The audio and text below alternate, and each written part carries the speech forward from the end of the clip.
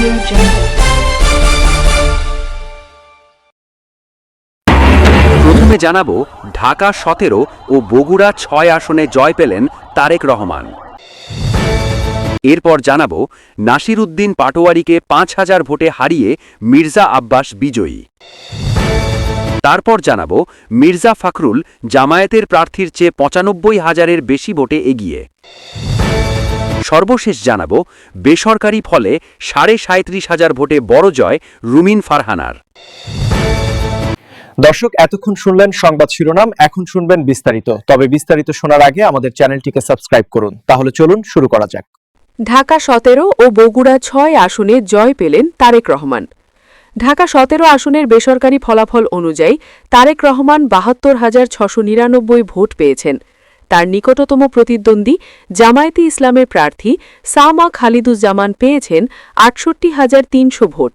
প্রতিদ্বন্দ্বী প্রার্থীর চেয়ে 4,399 ভোটের ব্যবধানে জয়ী হয়েছেন তারেক রহমান। শুক্রবার ভোর 4টার দিকে ঢাকার বিভাগীয় কর্মকর্তা রিটার্নিং কর্মকর্তা শরফ উদ্দিন আহমেদ চৌধুরী এ ফলাফল ঘোষণা করেন। তিনি জানান, ঢাকা 17 আসনে পোস্টাল ভোটসহ 125টি কেন্দ্রে ভোট গ্রহণ হয়।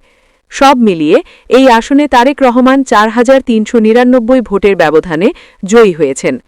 ঢাকা 17 আসনে মোট ভোটার ছিলেন 3,33,813 জন। এর মধ্যে ভোট পড়ে 1,47,888টি, বাতিল হয় 2,211টি, বৈধ ভোট হয় 1,45,677টি। ঢাকা 17 আসনের অন্যান্য প্রার্থীর মধ্যে ইসলামী আন্দোলন বাংলাদেশের প্রার্থী মোহাম্মদ উল্লাহ হাতপাখা প্রতীকে 1,768 ভোট ও জাতীয় পার্টির আতিক আহমদ লাঙ্গল প্রতীকে 1,168 ভোট পেয়েছেন। এছাড়া বগুড়া 6 আসনে বেসরকারিভাবে নির্বাচিত হয়েছেন বিএনপির চেয়ারম্যান তারেক রহমান। 150টি কেন্দ্রের ফলাফলে তারেক রহমান পেয়েছেন 2,16,284 ভোট। তার নিকটতম প্রতিদ্বন্দ্বী জামায়াতে ইসলামের প্রার্থী আবিদুর রহমান সোহেল দাড়িপাল্লা প্রতীকে পেয়েছেন 97,626 ভোট। ঢাকা 8 আসনে বেসরকারিভাবে বিজয়ী হয়েছেন বিএনপির প্রার্থী মির্জা আব্বাস উদ্দিন আহমেদ। তিনি তার নিকটতম প্রতিদ্বন্দ্বী নাসির উদ্দিন পাটোয়ারীকে 5,000-এর বেশি ভোটে হারিয়েছেন। ঢাকার বিভাগীয় কর্মকর্তা রিটার্নিং কর্মকর্তা শরফ উদ্দিন আহমেদ চৌধুরী শুক্রবার ভোর রাত 3:45টায় ঢাকার বিভাগীয় কর্মকর্তা রিটার্নিং কর্মকর্তা শরফ উদ্দিন আহমেদ চৌধুরী এ ফল ঘোষণা করেন। শরফ উদ্দিন আহমেদ চৌধুরী জানান, এই আসনের 109টি কেন্দ্রের মধ্যে 108টিতে সরাসরি ভোট গ্রহণ হয়। এতে বিএনপির মির্জা আব্বাস 56,552 ভোট পান। এর সঙ্গে তিনি 2,814টি পোস্টাল ভোট পেয়েছেন। তাতে মোট ভোট পড়ে 59,366টি।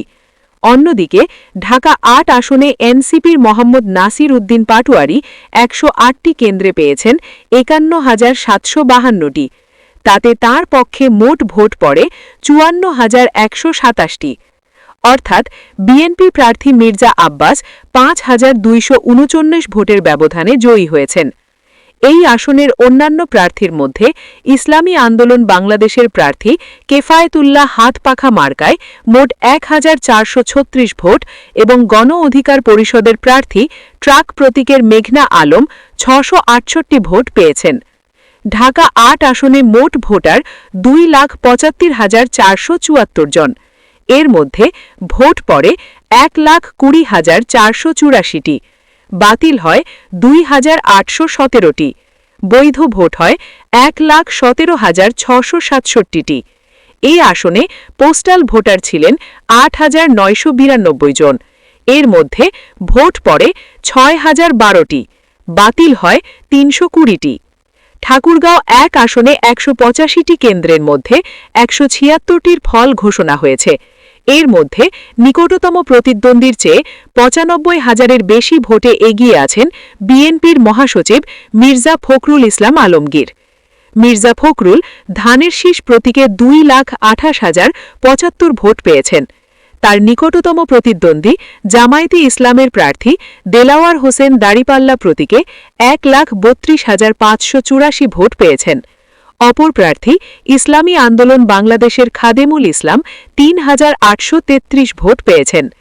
জেলা নির্বাচন কার্যালয়ের তথ্য অনুযায়ী ঠাকুরগাঁও ১ আসনে ভোটার ৫,১১,৬২৯ জন। আজ সকাল ৭:৩০টার পর ঠাকুরগাঁও সরকারি বালিকা উচ্চ বিদ্যালয় প্রাঙ্গণে পৌঁছান মির্জা ফখরুল।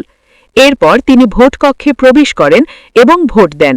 এ সময় তার সঙ্গে স্ত্রী রাহা তারা বেগম, ২ মেয়ে শামারুহ মির্জা ও মির্জা সাফারুহ, ছোট ভাই জেলা বিএনপির সভাপতি মির্জা ফয়সল আমিন সহ পরিবারের অন্য সদস্যরা উপস্থিত ছিলেন। ভোট দেওয়ার পর মির্জা ফখরুল বলেন, এই নির্বাচন নির্ধারণ করবে আগামীর বাংলাদেশের ভবিষ্যৎ, রাজনীতি কোন দিকে যাবে। বাংলাদেশে আজকে গণতন্ত্রের যাত্রা নতুন করে শুরু হলো। ব্রাহ্মণবাড়িয়া ২, সরাইল, আশুগঞ্জ ও বিজয়নগর আংশিক আসনে স্বতন্ত্র প্রার্থী রুমিন ফারহানা হাঁস প্রতীকে বড় ব্যবধানে বেসরকারিভাবে বিজয়ী হয়েছেন। তিনি তার নিকটতম প্রতিদ্বন্দ্বীর চেয়ে ৩৭,৫৬৮ ভোট বেশি পেয়েছেন। ১৫০টি কেন্দ্রের সবকটিতে হাঁস প্রতীকে রুমিন পেয়েছেন ১,১৭,৪৯৫ ভোট। তার নিকটবর্তী প্রতিদ্বন্দ্বী বিএনপি জোটের প্রার্থী জমিয়েতে উলামায়ের মাওলানা জুনায়েদ আল হাবিব খেজুরগাছ প্রতীকে ৯৭,৯২৬ ভোট পেয়েছেন। বৃহস্পতিবার দিবাগত রাত ১২টার দিকে সহকারী রিটার্নিং কর্মকর্তা আবু বকর সরকার বেসরকারিভাবে রুমিন ফারহানাকে বিজয়ী ঘোষণা করেন। ব্রাহ্মণবাড়িয়া ২ আসনে মোট ভোটার ৪,৯৯,৪৪৮ জন। ভোট পড়েছে ৪৪.৮%। ব্রাহ্মণবাড়িয়া ২ আসনে বৃহস্পতিবার বড় কোনো অঘটন ছাড়াই ভোট গ্রহণ শেষ হয়। একটি কেন্দ্রে ২ প্রার্থীর কর্মীদের মধ্যে হাতাহাতির ঘটনা ঘটে। তখন ভোট গ্রহণ ৫ মিনিট বন্ধ ছিল। ২ প্রার্থীর কেন্দ্র পরিদর্শন নিয়ে ২ কেন্দ্রে কিছুটা উত্তেজনা সৃষ্টি হয়। এছাড়া সরাইল উপজেলা সদরের কাচারিপাড়া এলাকায় সৈয়দ সিরাজুল ইসলাম মিলনায়তন ভোট কেন্দ্রে সকাল ৮টার দিকে অজ্ঞান হয়ে পড়েন ২ নম্বর বুথের পোলিং অফিসার মোহাম্মদ মুজাহিদুল ইসলাম, ৪৮ বছর। পরে লোকজন তাকে উদ্ধার করে উপজেলা স্বাস্থ্যকেন্দ্রে নিয়ে গেলে কর্তব্যজীবী চিকিৎসক মৃত ঘোষণা করেন। ব্রাহ্মণবাড়িয়া ২ আসনে ৯ জন প্রার্থী থাকলেও প্রতিদ্বন্দ্বিতা করেছেন ৮ জন। এখানে মূল প্রতিদ্বন্দ্বী স্বতন্ত্র প্রার্থী রুমিন ফারহানা হাঁস প্রতীকে ও বিএনপি জোটের প্রার্থী জমিয়েতে উলামায়ের মাওলানা জুনায়েদ আল হাবিব খেজুরগাছ প্রতীকে।